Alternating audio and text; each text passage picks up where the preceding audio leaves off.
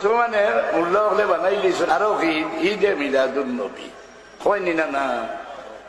মুসলমানের ঈদ দুইটা নেই হযরত আব্বাস রাদিয়াল্লাহু আনহুরে ইহুদিয়ে খোর হযরত উমর হইছে বলে তোমার তার উপরে একটা আয়াত নাজিল হইছে এই আয়াত যদি আমরা উপরে নাজিল হইতো তো এই দিন দিয়ে আমরা ঈদের দিন মানাইলাম হয় বলে কোন আয়াত বলে আল ইয়াউমা আকমালতু লাকুম দীনাকুম وأتممت عليكم نعمتي ورضيت لكم الإسلام دينا উনিয়া কইলা এই আয়াত কোন জায়গাত নাজিল হইছে কোন দিন নাজিল হইছে আমি খুব জানি এই দিনটা আমরা দুই ঈদের দিন আছে এক ঈদ আছিল আরফা এক দিন আছে আজ ঈদ আছিল জুমা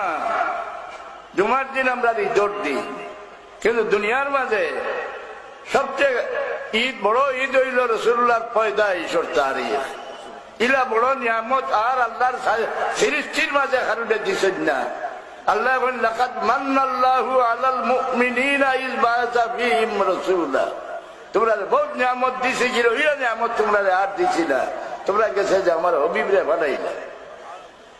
কোরআন শরীফ আল্লাহ বলেন কুল বিফাদলিল্লাহি ওয়া বিরহমাতিহি وبذلك فليفرحوا وخير مما يجمعون